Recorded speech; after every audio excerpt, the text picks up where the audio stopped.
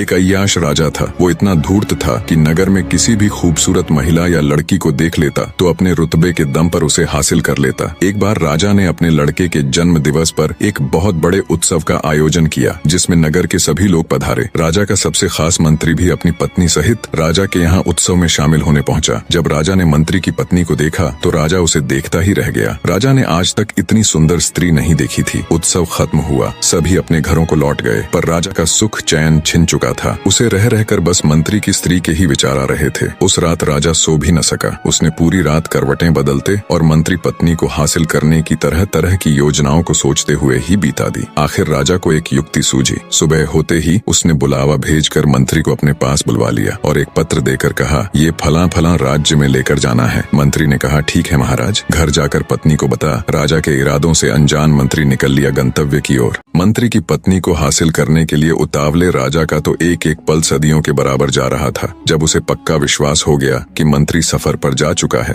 तो राजा भी इत्र वगैरह लगा चल दिया अपने शाही घोड़े पर बैठकर मंत्री आवास की ओर। जिस समय राजा मंत्री के घर पहुंचा उसी समय मंत्री की स्त्री, जिसका नाम कपाला था, नहाकर गीले बालों को घर के आंगन में बैठकर सुखा रही थी। जैसे ही उसने राजा को देखा वो तुरंत खड़ी हो गई और बोली, महाराज की जय हो। राजा ने हाथ उठा मंत्री वधु कपाला का अभिवादन स्वीकार किया। बोली, कहिए महाराज, आज इधर कैसे आना हुआ? राजा बोला, कुछ खास काम नहीं, बस इधर से गुजर रहा था तो सोचा क्यों ना अपने खास मंत्री के घर सब ठीक ठाक है कि नहीं, हाल चाल लेता चलूं। मंत्री वधु कपाला ने राजा को बिठा इज्जत और सेवा भाव से उसकी खूब खातिरदारी की और अच्छे अच्छे पकवान बना राजा के सामने पेश किए। राजा वहाँ खाना थोड़े न खाने गया था, थोड़ा बहुत खा पी अपने इरादे जाहिर करते हुए उसके हुस्न की तारीफ में बोला, मैंने आज तक अपनी जिंदगी में तुम जितनी खूबसूरत स्त्री नहीं देखी। राजा के बुरे इरादों को मंत्री वधु कपाला पहले ही ताड़ चुकी थी। वो एक समझदार और पतिव्रत नारी थी जो राजा के घर आते ही समझ चुकी थी कि राजा ने जानबूझकर उसके पति को बाहर भेजा है ताकि राजा उसे अपने जाल में फंसा अपने बुरे इरादों को अंजाम दे सके। कपाला बोली, महाराज एक बात बताए, शेर जंगल का राजा होता है क्या? जंगल के राजा को ये शोभा देता है कि वो झूठन खाए और गंदगी में मुंह मारता फिरे? जब एक न्याय देने वाला ही अन्याय करने लग जाए तो प्रजा कहाँ जाएगी? महाराज, आपको ये बिल्कुल शोभा नहीं देता कि आप अपने मंत्री की स्त्री से ऐसी बातें करें। मंत्री वधु कपाला के मुख से ऐसी समझदारी और आंख खोल देने वाली बातें सुनकर राजा खुद पर बहुत शर्मिंदा हुआ। उसे अब बहुत अफसोस हो रहा था। उधर मंत्री कुछ दूर ही चला था, तभी उसे ख्याल आया कि राजा का दिया हुआ पत्र तो घर ही भूल आया है। उसने तुरंत अपना घोड़ा मोड़ा और घर की तरफ दौड़ा दिया। मंत्री जब घर पहुंचा और घर के बाहर राजा का घोड़ा देखा तो उसके पैरों नीचे से जमीन निकल गई। उसे सारा माजरा समझते देर न लगी।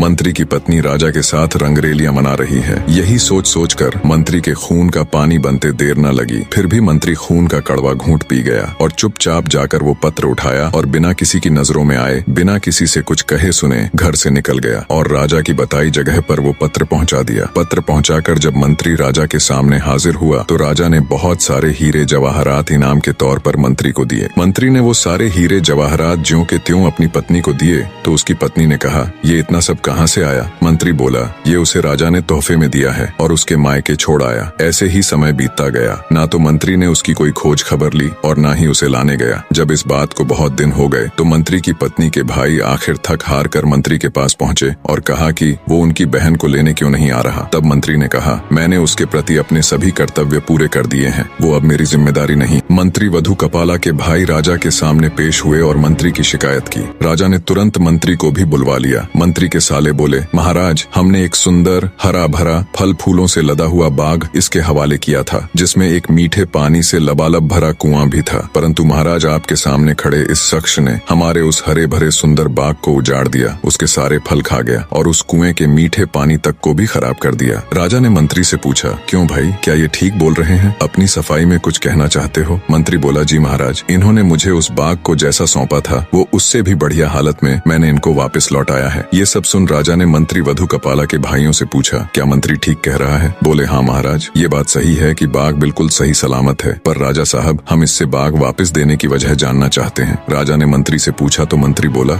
महाराज, बाग वापस करने की वजह ईर्ष्या या नफरत नहीं है। दरअसल एक दिन जब मैं बाग में आया तो मैंने शेर के पंजों के निशान देखे तो मुझे डर हुआ कि कहीं शेर मुझे भी ना खा जाए। बस इसी बात के डर से मैंने बाग में जाना बंद कर दिया। राजा सबकी बात बड़े ध्यान से सुन रहा था। वो सिंहासन से खड़ा हुआ और बोला, मंत्री साहब, अपने बाग में बेखौफ बिना किसी डर भय के चले जाओ। इसमें कोई शक नहीं कि शेर तुम्हारे बाग की तरफ गया था, लेकिन वो शेर ना तो तुम्हारे बाग में कोई असर छोड़ सका और ना ही बाग का कोई पत्ता तोड़ सका, ना ही कोई फल खा सका। वो शेर तुम्हारे बाग में थोड़ी देर रहा, फिर मायूस होकर लौट गया। राजा बोला, कसम उस ऊपर वाले की, मैंने तुम्हारे बाग के चारों तरफ लगी मजबूत दीवार जैसी पहले कभी नहीं देखी। उसके बाद मंत्री सीधा अपनी ससुराल गया और पत्नी कपाला को ले आया। सारा माजरा बिना मंत्री वधू की इज्जत उछाले सुलझ गया और दरबार में बैठे किसी भी व्यक्ति को कुछ समझ नहीं आया। ऐसी ही और कहानियों के लिए चैनल सब्सक्राइब कर चैनल पर बने रहे। आप सबका तहे दिल से धन्यवाद।